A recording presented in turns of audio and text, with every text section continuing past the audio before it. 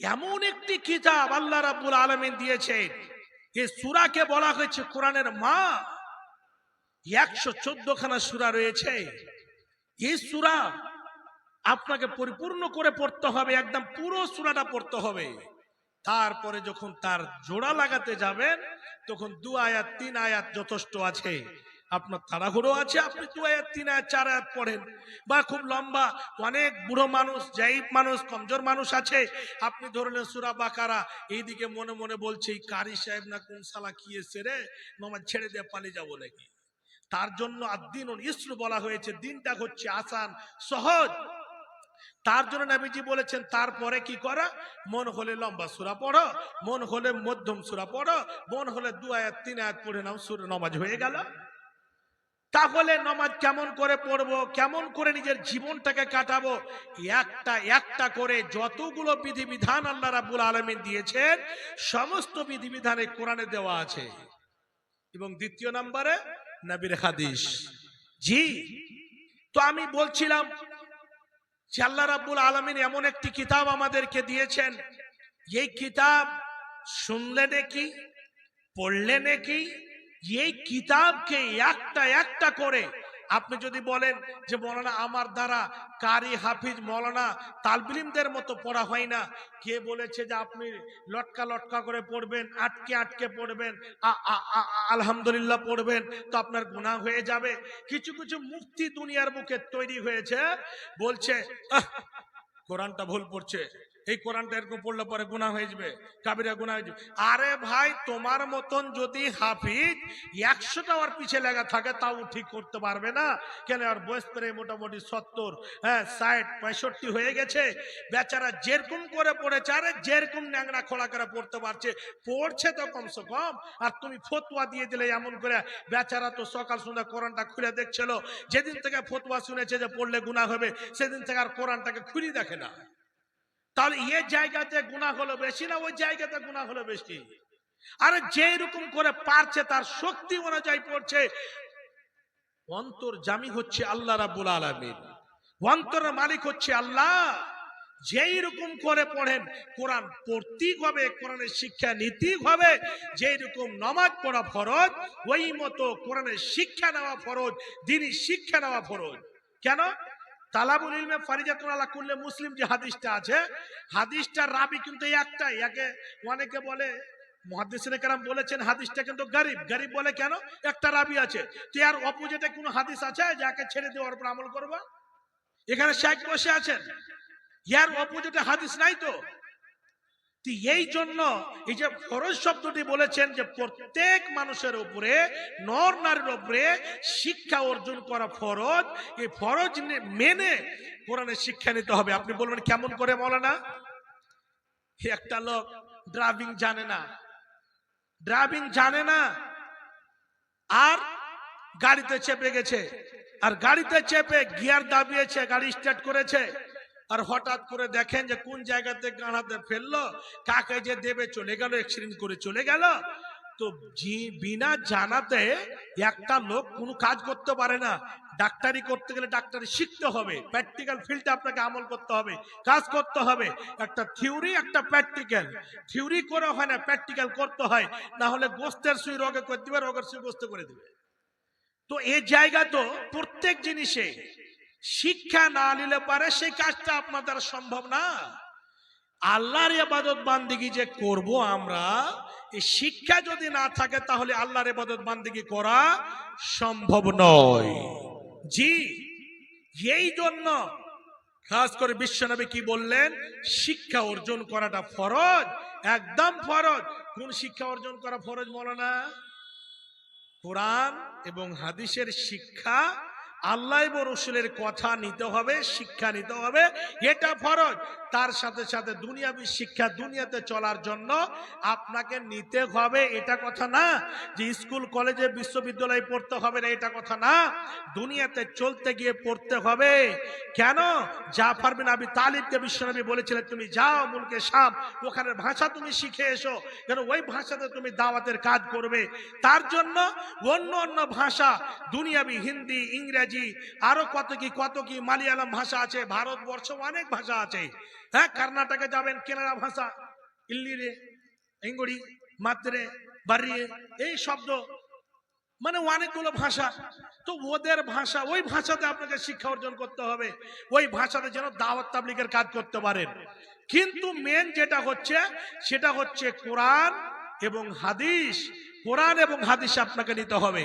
বাপজান আমার, আমি বলছিলাম পৃথিবীর বুকে কোরআন ছাড়া, হাদিস ছাড়া যতগুলো বই পুস্তক আছে, আপনার রাষ্ট্রবিজ্ঞান, ভৌত বিজ্ঞান, জীবন বিজ্ঞান, কত বিজ্ঞান, ম্যাজিক্যাল বিজ্ঞান, সার্জিক্যাল বিজ্ঞান, কত বিজ্ঞান আছে, কত ম্যাথমেটিক্স এর বই আছে, কত ইংরেজি বই আছে, অনেক বড় বড় বই পুস্তক আছে, অনেক কিতাব আছে। এই কিতাবগুলো দুনিয়া পর্যন্ত মাহদুদ, আখেরাতে কোনো কাজে আসবে না। আখেরাতে কাজে আসবে কি? এই যে দুটো কিতাব আমল যদি করি, অবশ্যই এই কিতাবগুলো আমাদের ইহকালও কাজে আসবে, পরকালও কাজে আসবে। হে বাপজান আমার, হে বন্ধু, শুনে রাখুন, বিশ্বনবী নবী মুহাম্মদুর রাসূলুল্লাহ সাল্লাল্লাহু আলাইহি ওয়াসাল্লাম শেষের দিকে দুনিয়া ছেড়ে যেতে আছেন, সময় হয়ে গিয়েছে। সাহাবীদের ডেকে বললেন, কিছু এইরকম উপদেশ দিলেন, হে আমার সাহাবীরা, তোমরা শুনে নাও, আমি তোমাদের কাছে দুইখানা কিতাব ছেড়ে যাচ্ছি, শুনে নাও। এক নাম্বার হলো কিতাবুল্লাহ, আল্লাহর কিতাব আমি তোমাদের কাছে রেখে যাচ্ছি। হে আমার সাহাবীরা, হে আমার উম্মতেরা, তোমরা শুনে নাও। এক নাম্বার হলো কিতাবুল্লাহ, আল্লাহর কিতাব আমি তোমাদের কাছে রেখে যাচ্ছি, শোনো। দ্বিতীয় নাম্বার হলো সুন্নাতে রাসূল নবীর হাদিস। এই হাদিস এবং কোরআন দুটো কিতাবকে যদি তোমরা সুন্দরভাবে মেনে নাও, তোমরা যদি নিজের জীবনে লাগিয়ে নিতে পারো, উঠতে বসতে চলতে ফিরতে নিজের সময়টাকে যদি কোরআন এবং হাদিসের অনুযায়ী চালাতে পারো, তাহলে জীবনে কোনোদিন পথভ্রষ্ট হয়ে যাবে না। কাউরির আঘাতিকে গিয়ে লাঞ্ছিত হতে হবে না, কাউরির কাছে গিয়ে জুতো চাপল খেতে হবে না, তোমাদের মধ্য থেকে ঈমান বেরিয়ে যাবে না, তোমরা নিজের ঈমানটাকে বাঁচিয়ে রাখতে পারবে। শর্ত হলো এই দুটো কিতাবকে তোমাদের অন্তরের মধ্যে ঢুকিয়ে নিতে হবে। এই দুটো কিতাবকে অন্তরের মধ্যে যদি ঢুকিয়ে নিতে পারো, তাহলে জীবনে তোমরা পথভ্রষ্ট হয়ে যাবে না। এই দুটো কিতাব, আল্লাহু আকবার, এই দুটো কিতাবকে আমরা এমন পিছনে ছেড়ে চলেছি। আমাদের মুসলমানের হালাত কেন, আমাদের দাশাটা কেন, আমাদের দুর্দশা কেন হয়েছে, দেশের হালাত কেন খারাপ, কেন আমাদেরকে লাঞ্ছিত হতে হচ্ছে, কেন আমরা আজকে এইরকম জায়গাতে পৌঁছে গেছি, আমাদের অবস্থা এমন হয়েছে, আমাদের ইজ্জত নাই, সম্মান নাই। কি শিক্ষিত কি অশিক্ষিত, গ্রামগঞ্জে মদের হার বেড়ে গেল, গ্রামগঞ্জে সুদের হার বেড়ে গেল, গ্রামগঞ্জে গীবতের হার বেড়ে গেল, গ্রামগঞ্জে এইরকম ফাসাদ, মামলা, ঝগড়া, গালি গুলোজ, জঘন্য জঘন্য কাজ। আজকে মুসলমানের বাচ্চারা এইরকম ভাবে সুদের কাজে লিপ্ত হয়ে আছে। কি দেখবেন হাজী সাহেব, কি দেখবেন এরকম মোল্লা মুন্সি, সবাই এইরকম। আল্লাহর কসম করে বলছি, যাদেরকে আল্লাহ বাঁচিয়ে রেখেছেন তারাই বেঁচে আছে। তাছাড়া লোকটাকে দেখে মনে হবে এখনই ফারিস্তা নামে, ফারিস্তার মতো আকাশ থেকে নাজিল হলো, ওই লোকটার নামে 50 লক্ষ টাকা সুদের কারবার চলছে। ওই লোকটা ইবলিস শয়তানের ভাই না কার ভাই? ওই লোকটাকে মানুষ বলবেন না, জানোয়ার বলবেন? বলতে দুঃখ লাগে। নামে মুসলমান, আব্দুল জব্বার, আব্দুর রহমান, এটা কাফি নয়, যথেষ্ট নয়। জি, আল্লাহ রাব্বুল আলামিন কোরআনের মধ্যে আদেশ দিয়েছেন, কিছু নিষেধ করেছেন। আল্লাহ রাব্বুল আলামিন মুমিনদের উপরে সুদকে হারাম করে দিয়েছেন, গীবতকে হারাম করে দিয়েছেন, আপনার শরাবকে হারাম করে দিয়েছেন। যতগুলো না না না না করিও না, শুনিও না, খেও না, এই সমস্ত জিনিস একজন মুমিনদের জন্য হারাম। তবে কিছু জিনিসকে মানাও করেছেন, এগুলো করা যাবে না। জি, এগুলো করো, এগুলো করিও না। আল্লাহ রাব্বুল আলামিন সমস্ত বিধিবিধান এই কোরআনের মধ্যে দিয়ে দিয়েছেন। এই কোরআনটাকে যদি আমরা মানতাম তাহলে আমাদের দশা এইরকম হতো না, জুতো চাপল খেতে হতো না। আজকে মুসলমান এই যে গত কালী পূজাতে আপনি কি বলবেন, অনেক জায়গাতে প্রোগ্রামে গেলাম 6 তারিখে কি বলছে, মুসলমানের গ্রাম আর হিন্দু ভাইদের গ্রাম, পার্শ্ববর্তী গ্রামে যাত্রা পার্টি গান এসেছে, ওই জন্য জালসা হবে না হুজুর, জালসাটা ক্যান্সেল করলাম। ভালো কথা, ভালো কথা, জালসা ক্যান্সেল করলা, তোমাকে ধন্যবাদ জানাচ্ছি। তো তোমার মুসলমান বাচ্চাটা গানের আড্ডাতে কেন? গানের আড্ডাতে আবার একটা দেখছি স্ট্যাটাসে ছেড়ে দিয়েছে, একটা মেয়ের সঙ্গে মুসলমান বাচ্চা নাচ করছে। মুসলমানের বাচ্চা নিজে নাচ করছে, স্ট্যাটাসে ছেড়ে দিয়েছে, ফেসবুকে ছেড়ে দিয়েছে, ফেসবুকে ছেড়ে দিয়েছে, আর সারা পৃথিবী খালি ফেসবুকে একদম ভ্রমণ করছে। বাবা রে বাবা, কি মনে হচ্ছে আমার মুসলমান ভাইয়েরা? আজকে চিন্তা করুন যে আমাদের যদি 20 বছর পিছনে যদি চান, তখন মানুষের কালচার শিষ্টাচার কেমন ছিল, তখন যুবকদের ব্যবহার কি ছিল, আর এখন যুবকদের ব্যবহার কি হয়েছে। আল্লাহ রাব্বুল আলামিন কেন কোরআনটা দিলেন, আর নবীজি কেন বললেন কোরআনটাকে রেখে গেলাম, হাদিসকে রেখে গেলাম? কি তাকের উপরে কোরআনকে কাপড়ে গুটিয়ে রাখার জন্য 4টা-5টা কোরআন রেখে দিয়েছেন। আর যেখানে মেহমানখানা, যে জায়গাতে মেহমান এসে বসবে, রেহেলে কোরআনটাকে সাজিয়ে দিয়েছে। একটা মেহমান আসতে গেলে যেন বুঝতে পারে, আহা মাশাআল্লাহ, আমার বিহেটা বোধহয় কোরআন তেলাওয়াত করে। 4খানা কোরআন রাখা আছে গো। আর জীবনে মুইতে পানি হলে পেচ্ছাপ করে পানি লেগে ও কোরআন কি খুলে দেখবে? আরে মানুষকে ধোকা দিচ্ছে বাপজান। এই কোরআন হাদিসের ওয়াদা রয়েছে, চ্যালেঞ্জ রয়েছে। আল্লাহ রাব্বুল আলামিন বলে দিয়েছে যে হালাতের উপরে কষ্ট আসতে পারে, মুমিনদেরকে পরীক্ষা নেবে। কিন্তু একটা কথা শোনো, যারা মুমিন হবে, ধানে যেরকম পুরো ধানগুলো পাতানো হয় না, এর মধ্যে আসলে ঝাড়তে গিয়ে যেটা আসল ধান থেকে যায়, পাতানটা বেরিয়ে যায়। সেই মতো মানুষের মধ্যে যখন বাছাই করতে যাবেন, যারা মুমিন হবে, অবশ্যই কষ্ট, দুঃখ, বেদনা সব কিছু সামনে রেখে সবরের মাধ্যম দিয়ে কাজ নেবে। ওর উপরে যতই পূরণ হোক না কেন, ওই জায়গাতে সবরের মাধ্যম দিয়ে কাজ নেবে। হে বাপজান আমার, মুমিনেরা কখনো পাতানের মতো উড়ে যাবে না। মুমিন কেমন হবে? মুমিন কেমন? সোনার মতো। সোনাকে যতই আগুনে দেবেন, যতটা আগুনে ধৎকান দেবেন, ততটা সোনা চাকচিকন হয়। ওই সোনাটা এত চকচক করে, যতটা আগুনে পোড়াবেন ততটাই চকচকা হবে। ওই মতো মুমিনকে যতটাই কষ্ট দেবে, ততটাই তার ঈমান একেবারে বৃদ্ধি পাবে, তার ঈমানটা আরো চকচকা হবে। জি, এই কোরআন হাদিসকে আমরা পেয়েও আজকে আমাদের দাসা, আমাদের মুসলমান কোন জায়গাতে? ফ্রি ফায়ারের আড্ডাতে দেখবেন আমাদের মতো মুসলমান, ক্যারাম বোর্ডের আড্ডায় দেখবেন আমাদের মতো মুসলমান, জুয়ার আড্ডায় দেখবেন আমাদের মতো মুসলমান। এই পার্শ্ববর্তী এলাকা, পার্শ্ববর্তী দেশ যেটা হচ্ছে নেপাল, এই নেপালের মধ্যে একটা জায়গা আছে ক্যাশনো জায়গাতে গিয়ে আমাদের মতো মুসলমানের বাচ্চারা 4 লক্ষ, 5 লক্ষ, 10 লক্ষ করে টাকা এই কালী পূজার সময় গিয়ে জুয়া খেলে হেরে আসে। চিন্তা করেছেন? ক্যাশনো জায়গাটা আমি বাপ জন্মে দেখিনি, শুনছি কানে যে ক্যাশনো একটা জায়গা আছে। ওই জায়গাটা ঢালাহারে খুব বিরাট বড় বড় বড় বড় ওই যারা জুয়ারি, তারা জুয়া খেলতে যায়, 5 লক্ষ 10 লক্ষ করে টাকা ওই জায়গাতে হেরে আসে। অথচ আমরা মুসলমান, হে বাপজান আমার, মদের আড্ডাতে দেখবেন আমাদের মতো মুসলমান, এইরকম চুরি চিন্তার জায়গাতে দেখবেন আমাদের মতো মুসলমান। ইসমেক এমন একটা নাশা তৈরি হয়েছে, ইসমেকের আড্ডায় দেখবেন আমাদের মতো মুসলমান। বেঈমানি, রাহাজানি, ধর্ষণকারী, এই সমস্ত জঘন্য জঘন্য নিকৃষ্ট যতগুলো কাজ রয়েছে, ওই সমস্ত কাজগুলোতে দেখতে পাবেন আমাদের মতো মুসলমান ঢুকে আছে। হে বাচ্চারা আমার, দুঃখ নিয়ে বিশ্বনবী বললেন, ওরে আমার উম্মতেরা তোমরা শুনে নাও, ওরে আমার উম্মতেরা, ওরে আমার সাহাবীরা, আমি তোমাদের কাছে বলে যাচ্ছি শেষের বেলায় আমি তোমাদেরকে উপদেশ দিয়ে যাচ্ছি, শোনো, এই কোরআন এবং হাদিসকে যদি তোমাদের নিজের জীবনে লাগাতে পারো, এই 70 বছর বয়স আল্লাহ রাব্বুল আলামিন দিয়েছেন, 100 বছর বয়স আল্লাহ রাব্বুল আলামিন দিয়েছেন, 60 বছর বয়স আল্লাহ রাব্বুল আলামিন দিয়েছেন।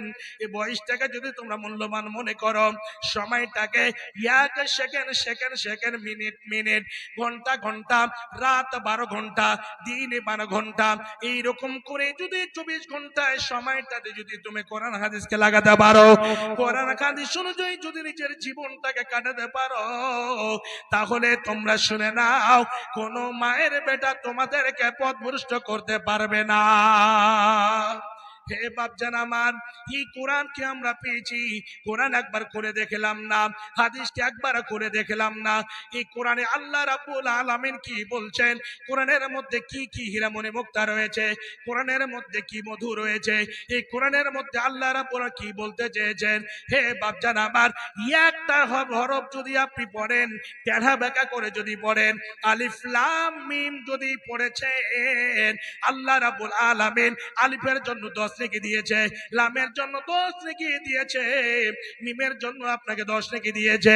আলিফ লাম মিম তিনটা শব্দ পড়েছেন, আল্লাহ রাব্বুল আলামিন আপনার খাতায় 30 খানা নেকি লিপিবদ্ধ করে দিয়েছে। একটা বই দেখান, আমার তো মালিকুল মউতের পক্ষ থেকে বোধহয় চলে এসেছে। হ্যাঁ, কি বলবো, ওই লায়ে চড়তে চড়তে ওপর পৌঁছতে পারলো না, তার আগে লা মানে ডুবে গেল। এরকম একটু চট করে 5 মিনিটের মধ্যে আমি পরিপূর্ণ করে নি, মানে লোক আগে ছিল না, মানে জাল লাগা আছে, মাছ আসে না, আর মাছ যখন চলে এসে জলদি করে ছিপ চেনে দেনা হয় না, তো লোকটি পালিয়ে যাবে। হাই রে আল্লাহ, টাকা তো এরাই দিবে। জি, তো আমি যেটা বলছিলাম যে আল্লাহ রাব্বুল আলামিন এই 114 খানা সূরার মধ্যে একটা সূরা, এই কোরআনের কথাটা বলতে গিয়ে কথাটা একটু লম্বা হয়ে গেল। আল্লাহ রাব্বুল সূরা আসরের মধ্যে বলছেন, এই যে আমাদের চরিত্র ব্যবহার, কালচার, শিষ্টাচার, আমরা কোন জায়গাতে আছি, আল্লাহ রাব্বুল আলামিন সময়ের কসম খেয়ে বলছেন, ওয়াল আসর, কসম হচ্ছে আসরের সময়, ইন্নাল ইনসানা লাফি খুসর, মানে যতগুলো মানুষ পৃথিবীর বুকে আছে সমস্ত মানুষ ক্ষতিগ্রস্তর মধ্যে পড়ে আছে। জি, তারপরে কি বলছেন, ইল্লাল্লাযিনা আমানু, কিন্তু শুনে রেখো, যারা ঈমান এনেছে, ওয়া আমিলুস সালিহা, যারা আমলে সালেহ করেছে, তৃতীয় নম্বর ওয়া তাওয়াসাউ বিল হক, হকের দাওয়াত দিয়েছে, হক পথে একেবারে দণ্ডমান হয়ে আছে, এক অপরকে হকের কথা বলেছে, চতুর্থ নম্বরে ওয়া তাওয়াসাউ বিস সাবর, সবরের তালকিন করেছে, সবরের কথা বলেছে। এই চারটা গুণ যদি কাউরির মধ্যে থাকে, তাহলে সে পথভ্রষ্ট হবে না, সেই এইরকম ক্যান্সার নামক পথভ্রষ্ট নামক জায়গা থেকে বেঁচে আছে। বাচ্চারা আমার, আমি বলছিলাম এই দুটো হাদিস শুনিয়ে আমি মেন টার্গেটে চলে যাব। আল্লাহ পাকের নবী বলছেন, এই দুটো আমল, আমরা তো এক মাসের রোজা রাখি ভাই, বাপজান আমরা রাখি না এক মাসের রোজা, রাখছি আমরা, এই রোজাটা রাখতে গেলে লাভ কি হবে, পরকালে যেদিন কেউ কাউরি হবে না, সেদিন একেবারে মনে হবে যে আমল নামা নিয়ে দৌড়াদৌড়ি করবে, সেদিন একাই আল্লাহর আগাদিকে দণ্ডমান হতে হবে, সেদিন কেউ কাউরি হবে না। বিশ্বনবী বলেন, আসসিয়ামু ওয়াল কুরআনু ইয়াশফিআন লিল আবদি ইয়াউমাল কিয়ামাহ। নবীজি বলেন, রোজা এমন একটি ইবাদত, সিয়াম এমন একটি ব্যতিক্রম ইবাদত। বিশ্ব নবী বলছেন, একেবারে নির্ভেজাল হাদিস, সহিহ হাদিস, নবীজি বলছেন এমন একটা সময় আসবে যেদিন আমল নামা সমস্ত ওজন করা হবে, নেকি বদি ওজন করা হবে, এমন ভাবে ফয়সালা হয়ে গিয়েছে, জাহান্নামে যাওয়ার চার্জশিট হয়ে গিয়েছে, একেবারে ফয়সালা, দুধকে দুধ, পানিকে পানি ফয়সালা হয়ে গিয়েছে। সেদিন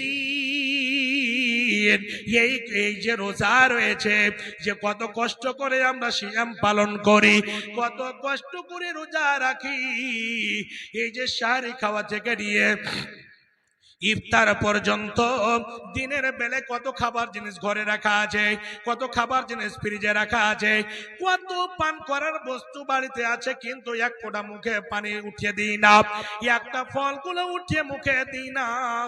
বাড়িতে হালাল বিবি আছে, দিনের বেলা তার দিকে খারাপ নজরে দেখি না। কেন? দিনের বেলায় বিবির সঙ্গে জিমা করা হারাম রয়েছে। যত যত দুঃখ বেদনা রয়েছে অন্তরের মধ্যে রেখে এইরকম ভাবে আল্লাহকে সন্তুষ্ট করার জন্য সুন্দরভাবে আমরা সিয়াম পালন করি।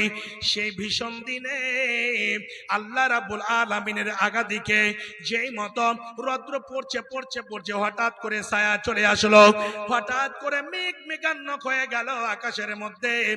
এই রোজা ওই ছায়ার মতো, ওই মেঘের মতো কালা হয়ে আল্লাহ রাব্বুল আলামিনের আগাদিকে দাঁড়িয়ে যাবে, দাঁড় হয়ে বলবে, আল্লাহ তোমার বান্দা কত কষ্ট করে সিয়াম পালন করেছে, কত কষ্ট করে তোমাকে রাজি করেছে, আল্লাহ আমাকে কত সুন্দর করে পালন করেছে, সারা দিন ধরে কিছু খাবার মুখে দেয়নি, যেটা তোমার বিধান ছিল বিধানকে মেনে চলেছে, আল্লাহ তোমার বান্দাকে কেমন করে তুমি জাহান্নামে দেবে। এই রোজা আল্লাহর কাছে গিয়ে সুপারিশ করবেন, আল্লাহর সঙ্গে গিয়ে তর্ক বিতর্ক লাগিয়ে দেবেন, আল্লাহর সঙ্গে ঝগড়া লাগিয়ে দেবেন। দ্বিতীয় নম্বরে হলো আল কোরআন। আল্লাহ পাকের নবী বলেন, এই কোরআন আল্লাহর কাছে দাঁড়িয়ে যাবে যেই মতো আমাদের আকার আকৃতি রয়েছে। বিশ্ব নবী বলেন, এই কোরআনকে আল্লাহ রাব্বুল আলামিন আকার আকৃতি দেবেন, এই কোরআন আল্লাহর কাছে গিয়ে দণ্ডমান হয়ে যাবে। এই কোরআন সঙ্গে সাথী হয়ে আপনার সঙ্গে সঙ্গে চলবে। রাবি হাজরাতেও মামাতাল বাগিলি তিনি বলেন, ক্বালা সামিতু রাসূলুল্লাহ সাল্লাল্লাহু আলাইহি ওয়াসাল্লাম ইয়াকুল ইকরাউল কোরআন ফাইন্নাহু ইয়াতি ইয়াউমাল কিয়ামাতি শাফিআন লিআসহাবিহি। এই কোরআন সম্পর্কে বিশ্বনবী বলেন, তোমরা কোরআনটাকে পড়ো, কোরআনটাকে তেলাওয়াত করো। এই কোরআনটাকে সময় যখন পাবে, সময়টাকে বের করে খেতে খাল চালিয়ে বাড়ি আসলে, নামাজ পড়ার পরে বসে তামাক না কচলিয়ে, মোবাইলটাকে খুলে ছাকাম ছাকাম না দেখে, মোবাইলটাকে খুলে জঘন্য ছবি না দেখে, কোরআনটাকে খুলে যদি গুনগুন গুনগুন গুনগুন করে 5 মিনিট 10 মিনিট যদি কোরআন তেলাওয়াত করে নিতে পারো, এই কোরআন এমন সময় দাঁড় হবে যে সময় আমাদের হিসাব নিকাশ হয়ে গিয়েছে, সে সময় আল্লাহর কাছে গিয়ে অভিযোগ দায়ের করে দেবে। আল্লাহকে বলবে, আল্লাহ সারা রাত ধরে তাকে ঘুমাবার সুযোগ দিইনি, ঘুম থেকে বাধা দিয়েছিলাম, রাত জেগে জেগে তোমার বান্দা আমাকে তেলাওয়াত করেছে, তোমার বান্দাকে আজকে কেমন করে তুমি জাহান্নামে দেবে। এই মাদ্রাসাটাকে লক্ষ্য করে এই কোরআনের কথাগুলো বলতে আমি বাধ্য হলাম। হে বাপজান আমার, আজকে এই মাদ্রাসার পড়ালেখাকে কিছু কিছু এরকম আল্লাহর বান্দা আছে ফকিরি বিদ্যা বলে, ফকিরি শিক্ষা বলে, আস্তাগফিরুল্লাহ, যদি এই কথাটা কারোর মুখ থেকে বের হয়েছে, আল্লাহর কসম করে বলছি বড় বড় কাফেরদের মুখ দিয়ে এই কথাটা বের হবে না। যে এই মাদ্রাসার শিক্ষা, কোরআনের শিক্ষা, হাদিসের শিক্ষা হচ্ছে ফকিরি বিদ্যা, নাউজুবিল্লাহ মিন জালিক, এই কথা জীবনে বের করবেন না। কেন? এই যে সারা পৃথিবীর মধ্যে বিশ্বনবী বলে দিয়েছেন, পৃথিবীর মধ্যে যতগুলো মানুষ আছে, যতগুলো আমার বান্দা বান্দি আছে, সবচেয়ে অতি উত্তম বান্দা আমার ওই যে বান্দার মধ্যে কোরআন রয়েছে। বিশ্বনবী কি বলেছেন? পৃথিবীর বুকে সব থেকে ভালো মানুষ যে কোরআনের শিক্ষা নিল এবং কোরআনের শিক্ষা দিল। ধারাবাহিক আলেম ওলামা কষ্ট করে মাদ্রাসাতে শিক্ষকতা করছেন, 5,000 6,000 7,000 বেতনে, কত কষ্ট, কত দুঃখ, কত বেদনা। অন্য ভাই 50,000 টাকা মান্থলি পায়, আর মৌলানা সাহেব 6,000 টাকা মান্থলি পাচ্ছে। বিবি বাল বাচ্চাকে কেমন করে মানে খাবার দেবে, কেমন করে পড়ার ব্যবস্থা দেবে? বাপজান আমার, তা তবুও এরকম মাদ্রাসাগুলো বন্ধ হয়ে পড়ে নাই। আলেম ওলামা দ্বীনি খিদমত করছেন, আলেম ওলামা একেবারে মনোযোগ সহকারে শিক্ষা দিচ্ছেন। বাপজান আমার, এই মাদ্রাসাটাকে কেন্দ্র করে আপনাদের অন্তরে এই কোরআনটাকে বাঁচিয়ে রাখতে হবে, হাদিসকে বাঁচিয়ে রাখতে হবে। একদিক থেকে স্লোগান চলেছে মাদ্রাসা মসজিদ একেবারে আমাদের নজরে আছে, একদিকে চাচ্ছে বন্ধ হবে। আপনাদের আমাদের মধ্যে যদি ঈমান থাকে, তাহলে যেটা হিন্দুস্তানের আইন অনুযায়ী খাস করে সংবিধান অনুযায়ী এদেরকে এবং আল্লাহ এবং রাসূলের কথা অনুযায়ী আমরা একেবারে কোরআন এবং হাদিসের জন্য সব সময় আমরা দণ্ডমান থাকব, সব সময় আমরা তৈরি থাকব, সব সময় আমাদের খাস করে এই জায়গাটাকে লক্ষ্য করে আমরা দাঁড়িয়ে থাকব। শুধু আপনি বলবেন যে আমি শুধু নিজের জন্য করব, সেটা না। মালধন সম্পদ আল্লাহ রাব্বুল আলামিন দিয়েছেন শুধু আপনার জন্য নয়, নিজের জন্য, ছেলে মেয়ের জন্য।